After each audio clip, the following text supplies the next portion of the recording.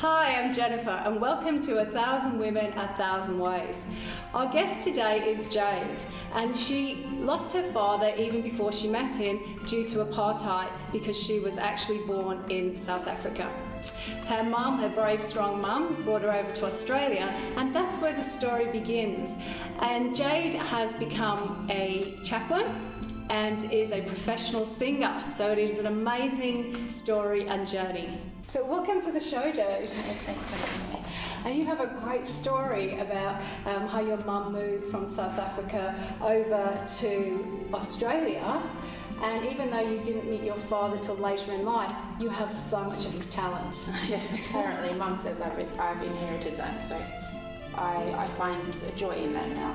So it's kept me connected to him in some way. Yeah. And you said, or have said, that you found your father through music. Yeah, I did, because I'd never met him until I was an adult. Listening to his voice and seeing pictures of him and Googling him. Google's a great friend of mine now. Finding out this information and then speaking to my other family members, and they would show me records and things like that. So it helped me to discover a bit more about him than I would have if that wasn't there. So yeah. Which is the great thing about Google. It is, yes. It's really become one of my best friends. So yeah. And what was it like growing up as a South African girl in Australia? I was always a novelty. I remember the first few weeks that I was here as a child catching a bus with my mum, and strangers would come over and reach over and touch my hair. But it wasn't a lovely experience for me. It was quite invasive for a child, for a stranger to come into your personal space like that. So it was quite hard, and not everyone received me well. So I used to get teased quite a lot at school for my appearance and from where I'd come from, and that pain stayed with me for a long time after primary school. But my mum would always try and love me through that, and make sure I knew who I was. And was that what grounded you and gave you your foundation to cope with that was going on? Yeah, that and I have a family that's very faith-based, and so knowing that I was fearfully and wonderfully made, I know that better now, but just hearing those things and that mantra going over me, and that my mum would always tell me that I was the most important person to her and I was special and unique and I had a purpose in my life. So that helped me, that soothed me, and it also gave me a reason to wake up the next day as a kid and to be okay. Yeah. Can I ask you, because many parents would take positive tact with their child, but what was it in you that listened to your mum? Because often they don't. You're my mum, yes. You're just saying that. Yeah. So she lived and breathed it. Everything that my mum has ever done for me has been for me, because she loves far beyond human nature and human capability. There's something powerful in the way a mother loves a child, and if I think about how hard she worked to bring us from South Africa to Australia on her own as a single mother, that takes a lot, working 4 jobs, cleaning houses, and not being able to always be with me because she was working hard to give me a better life. I could believe the words coming out of her mouth. Also because if my mum says that she's going to do something, she does it.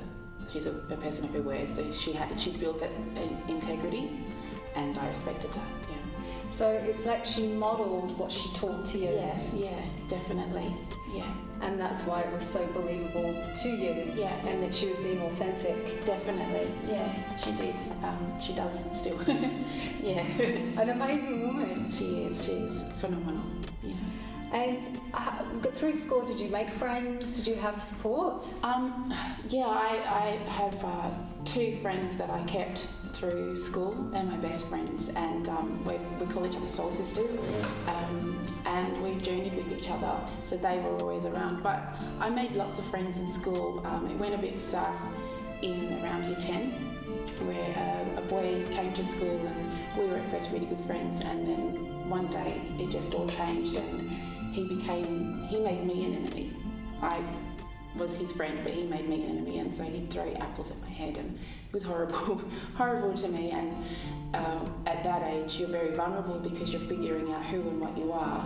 And so that impacted me, and I had a lot of negative thought about myself. And so when you hear that mantra of negative things being thrown at you, it does have an effect. And no matter how hard my mum had worked to make sure I was okay, somewhere there was a crack in myself, and it got through. And there was some miserable times, and the teachers would say, sticks and stones will break your bones, and just ignore it, it'll go away. Tell him stuff, I don't like that. And it doesn't work. You know, there needs to be that inner mantra and that inner belief, you know. And so, that was a really difficult time for me. Having rotten apples thrown at your head as you walk across the quadrangle is an awful thing for anyone, but especially when it's a boy that you kind of have a soft spot for. So, and not knowing why and what had happened. So that was quite a struggle. But I did have friends, and sometimes I've wondered why some of them wouldn't advocate for me and say, hang on, what are you doing? Because I'd been there since the beginning of school, and he'd come later in life, or later in our school journey. So that was interesting. But I now as an adult can reflect and see why, and now with what I do, I have a bit more of an understanding as to why children sometimes stand back and watch and feel helpless but not know what to do, because they're trying to keep themselves safe as well. And what were some of those thoughts that triggered for you about yourself? I definitely felt unlovable, unworth respect, or not worth respect. There was something wrong with me, and I didn't feel safe. I felt very vulnerable. I didn't know when people would turn. He was one of my best friends, and then turned. So it caused me to have I didn't trust very easily, and always questioned people's motives. And then the dark side of me, if I disappeared, this would go away. If I wasn't around anymore, I wouldn't feel pain. So I dealt with that too. Why do you think others don't, and this can happen in the workplace, it's not just in school, why do people not stand up when there is bullying happening? I think they're scared, because if you stand up, you will be noticed. And what if you're not strong enough? What if two people aren't strong enough against a big personality? Does that then make me the victim too? You know, and sometimes what we say, it's like two people standing and there's a gun pointed. Would you really tell that person to then point the gun at you to save someone else? It's a very brave and honourable thing to do. But if you were in that situation, what would you do? So I spent a lot of time wondering and probably judging people for not having stood by me. But hindsight's a beautiful thing, and I can see that they were probably just as scared as I was. And I guess if we had better negotiating skills and society taught us it a different way, we'd actually be able to disarm the gun without it being aimed at us. Yeah, definitely. Yeah. That's so true. I love that. I'm going to use that. Instead of going, let's put it down. Yeah, put it down. Put it down. Let's have peace. Did you ever get to the bottom of why he turned like that? It's funny you should ask that question. After I had my son, I was granted a night out with my friends, and it so happened we went to a new venue, and I saw a guy wheeling his chair towards me, and I recognised the face instantly. And in my 20s, I went back to being 14 and was filled with fear. It was him, and he wheeled his chair up to me, and I remember just being frozen.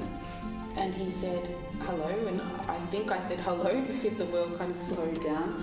And he said to me, that had nothing to. I'm so sorry for what I did to you. It had nothing to do with you. I was going through some things. I'm on my way through it now, and I want to say sorry. You didn't deserve it, and I shouldn't have done that to you. And I know I would have hurt you. And that was. I thought I'd come full circle, because not many people who are bullied or picked on get the chance to get that apology, and we put such an importance on that apology, and if you don't get it, then you always feel like something's missing. So I was really blessed that he was able to do that, and now we're fast friends.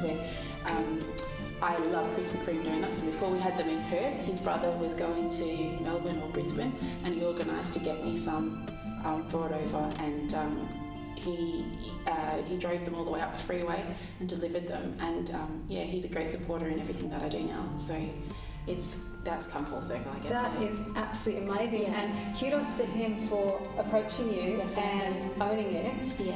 And I guess this is something, I think, in all spheres of our lives, if we can understand where the other person's coming from, we would perhaps not take it on so personally. Part of asking someone to lower their gun is, I see your pain. Yeah, definitely. And helping them, because they're just aiming that pain at you. Yeah, definitely. That's so true. Yeah, that's a very powerful story. Oh, it goes a little further, because he had a cousin that came to the school and he also picked on me as well. And I left that venue and went somewhere else, and I kid you not that this cousin was at that venue and pretty much word for word said the same thing. So I had closure on the years of bullying that I had at school that night, because they both apologised on separate venues, separate occasions, but the same day. It was quite amazing. That is, together. Yeah, you couldn't write it. Yeah. Had they actually gone and sought help with whatever was going on with them through the intervening years, for them to be able to apologise to you, or? I think just life had journeyed, and where they'd found themselves, they'd matured and seen. I do know that one of them did get some help, but I can't speak for the other one, because I don't really have contact with him. So yeah, that would be a very powerful story to take to schools. Oh, it is. It is. Yes. Brilliant. Yes. Brilliant. I'm taking that story to school every day. Yeah, but it's important that. Because we say there are bullies, but Steve Herring is a wonderful man who has a program that teaches kids resilience and friendship skills, and he said one day that there is no such thing as a bully, and everyone kind of went, oh, okay, how are you coming to that conclusion? He said, no, it's people hurting people, and once we label that child, we can't take that label off. It's hard to take that label off. So people bully for a reason, and it's not a great reason, it's a cry for help, and it doesn't make the victim, I don't know how to use that word, but it doesn't make the person that's receiving that feel any better, but we can at least look at them with some kind of compassion, and that makes us the bigger person anyway. Which is powerlessness on both sides, Yes. isn't it? They're both feeling powerless. Yeah, definitely. Yeah, so it's been an interesting journey, that one. Glad it's got a good ending there. Yeah. So what happened when you left school? When I left school, I started studying design, and that led to interior design, and still singing sometimes 5 nights a week, and buying lots of shoes. Not investing. Love shoes. Can we show your shoes? Oh, here? shoe cam. Can we get this shoe in? It's beautiful with the roses. My shoe. Oh, cool. I got shoe cam. Yes. Yeah, we got shoe cam. Shoe time. Hair time. So I studied, I sang, and then I had my son, and that's when life changed completely for me. I never thought that I'd be a single mum. My mum was a single mum. I saw how hard that was for her, and her mother was a single mum for different reasons, but it was the biggest gift that I gave to myself, was having my son. Yeah. That's beautiful. And through him you learnt? Through him I learnt, I was an only child on my mum's side, so I learnt to share. It's not all about me, except on my birthday. And I learnt the value of giving love, and that despite what's happening, there was a reason for me to get up in the morning, because I had someone else to be accountable for, and someone else needed me, and someone else loved me, and they were championing me. So yeah, he's without a doubt, here it comes, the most important person in my life, and the reason literally why I'm alive today. Yeah. Aww. He saved me. That's beautiful. Yes. Yeah, I feel that. So how old were you when you had him? I was 20, when I had him. Yeah. And when you say that he saved you, what do you mean by that? I went through a dark period of time where I was in a relationship that in the back of my head I knew wasn't healthy for me. And when that ended, it ended after, but I knew that it was it wasn't a place where I was going to be the best person that I could be. It wasn't good ground to bloom, to sow a seed and bloom. And He saved me in that I had someone to live for. I couldn't go out and rage all night because I had chronic morning sickness up until a minute after labour, and I had a new direction, and the path that I was on didn't do anything scary, but it just wasn't I wasn't going to be the best me that I could be, and I wasn't living according to the values that I'd been raised with and the person who I had become. Yeah, I was. Sometimes as a young woman we can make concessions for bad partners, and I think that I did a lot of that then, but I will always be thankful because that relationship gave me this wonderful little man that I have. He's not really a little man anymore. How old is he now? He's 13. But he's my little man. Yeah. So it's like you feel you deviated from a path, but by having your son, you refocused? Definitely. Because he gave you the reason to refocus and move forward. Yeah. So what did you go on to do next? After that, I worked in retail and learned how to be a mum. Still learning. Always. Yes, it's the journey that never ends, the educational journey that never ends. Sorry. And then I studied counselling, and then I became a chaplain. Yeah, a chaplain. Music always at the back, always. Yeah. And what does a chaplain do? In a nutshell, a chaplain journeys alongside the whole school community. We're part of the pastoral care team at each school. So the principal, the deputy, the school psych, and a youth worker if some schools have them. And we're there to support, we're an additional support to all staff, to the principals themselves, their students and their families. So anything could be tackled, from people being homeless, we'll help find them somewhere, referrals to agencies. We just did a whole heap of hampers that we've given out to people families that we know that are struggling. So these are families in the community who are homeless or struggling financially. Yeah, and we're there to help and advocate for them. So, and emotional or relational issues that come up within the school day. Teachers do more than just teach. People think that you just go there and it's maths, and teachers tackle so much. So we're there to be an additional support so that the learning and the functioning of the school can go on. You know, we send our kids to school and we don't know what they've gone through the night before, and the teachers don't know who they're receiving for that day. And so we're there to be able to help in that area, and it's a beautiful job to do. Yeah. It sounds very rewarding. It is. And what was the draw card for you to become a chaplain?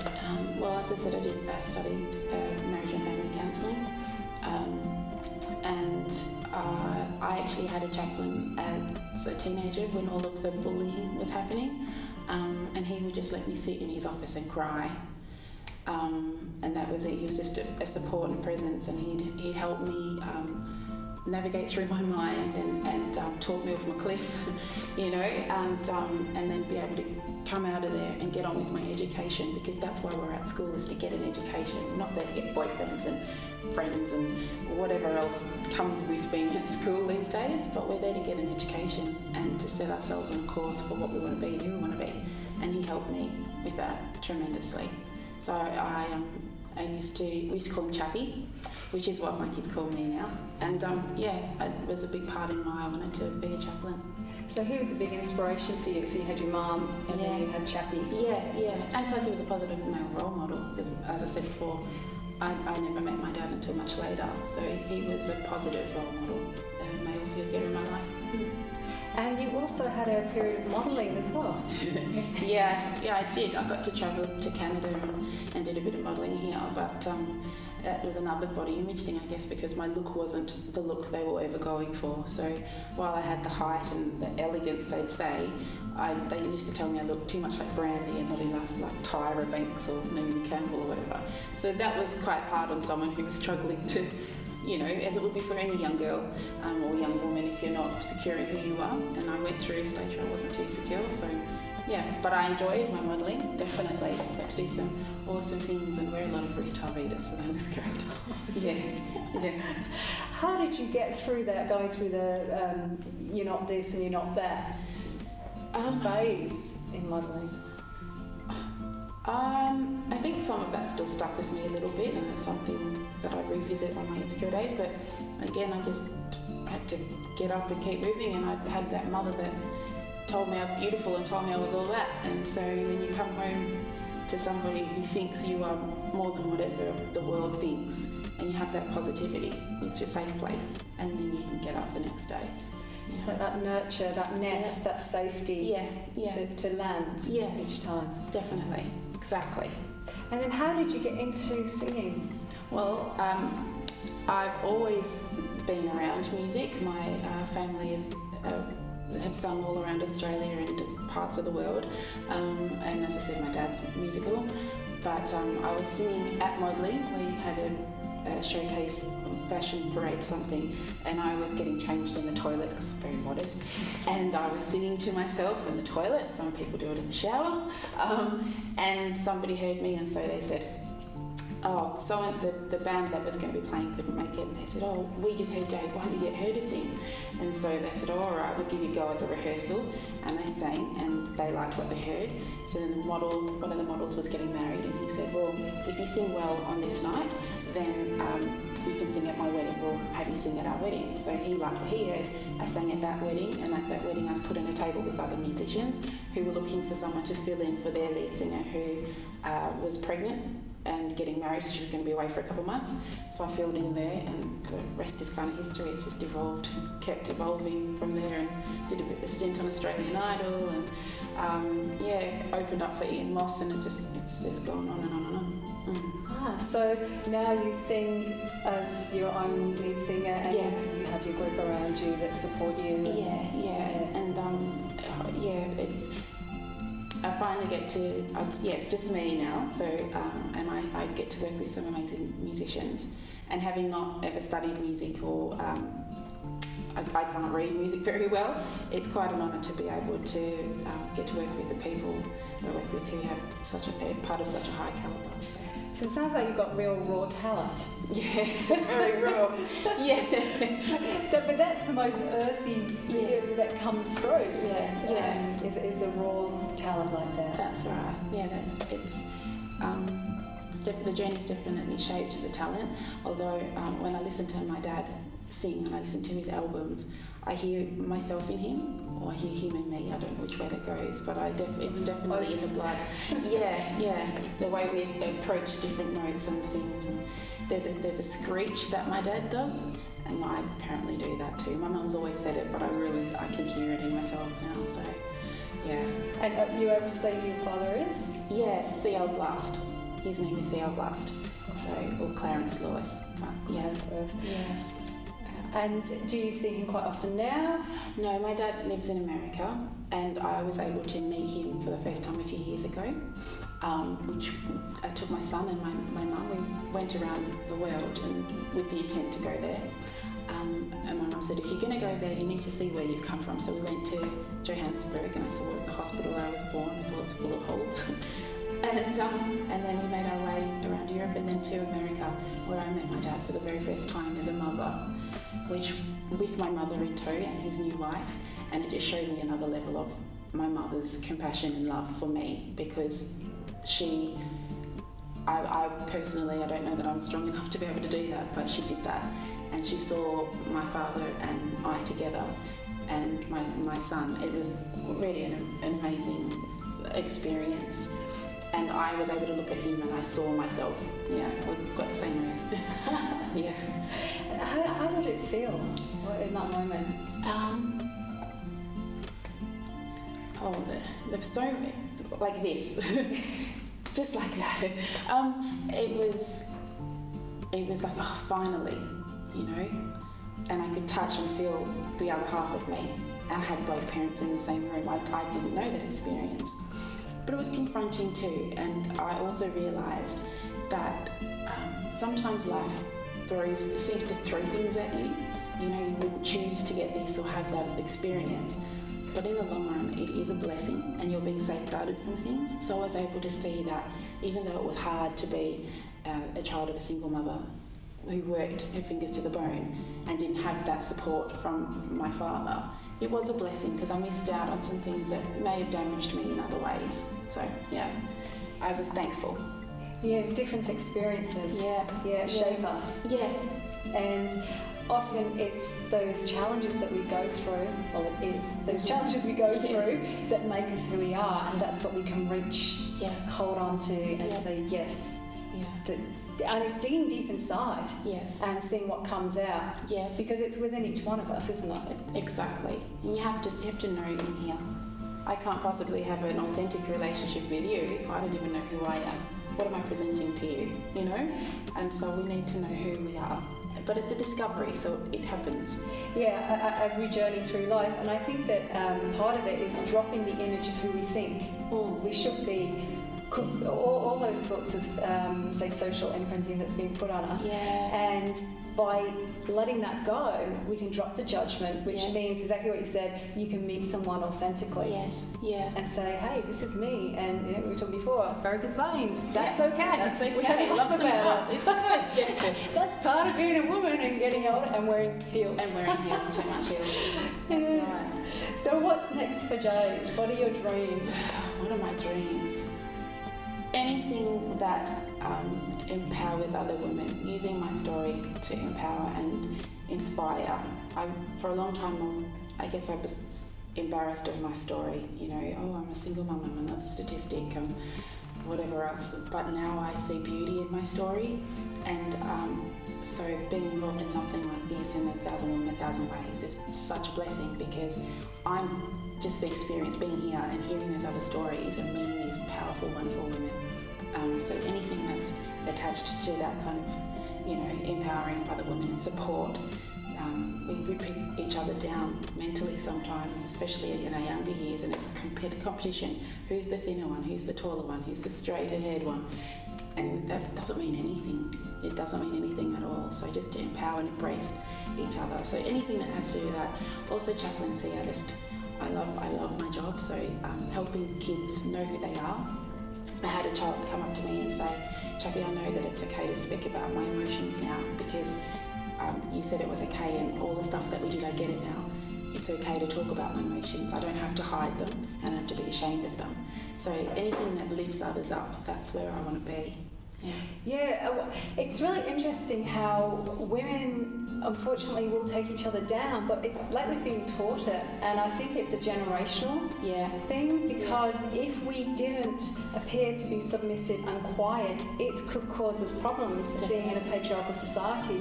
So, you know, I know for myself, when I look back on my family lineage, and I think it was a service we were doing for the next generation to keep them safe. They thought they were doing the best thing, but I believe this generation, we're saying thank you for the concern and thank you for the laugh. But now it's time. It's time for us to celebrate and embrace each other and not pull each other down to get us to be small. It's like, here is raw. We're here. Definitely. And we're definitely making moves, aren't we? We are. We are. No, it's but knowing that helps you to be a better sister, the global sisterhood, you know. So talking about those two friends that I had in high school, for a while I felt like I needed to almost compete just to be heard, and to have that friendship in my womanhood now. We actually lift each other up and support each other through everything, from labour to bikini waxes, the works, we've done it, and it's just so empowering, because we get to see each other authentically, and it just grows that bond, and we need our sisterhood.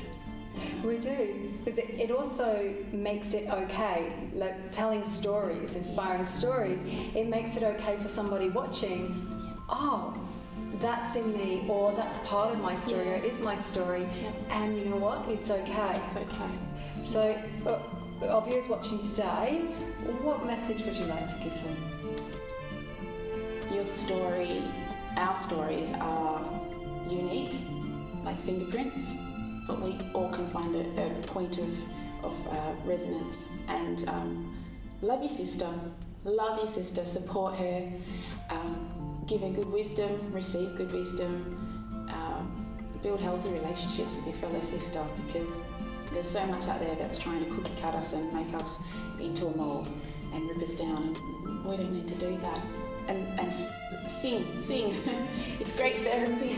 Sing your Find story. your voice. Yeah, Yes. yeah. Find your voice. And that's what I feel like I'm doing now. And you are actually going to find your voice in just a moment because you're going to sing for us. Oh, I am? I thought you were. Apparently I'm singing. Really? What would you like? What would you like to Oh sing? my gosh. I don't know. What's your most inspiring, empowering song? Oh, that's so hard. Beyonce, Who Runs the World. Girls. No, I'm joking. There's a song that I sing to my son. I sing it at gigs and I always dedicate it to him. I wonder if I should sing that though. Summertime. It's summertime. But yeah, I always sing it to him. So thank you so much for your story today. It is very inspiring and I can't wait to hear you sing. Oh, thank you so much for having me. Thank you for what Thank you're doing for all of us women. Oh, thank you.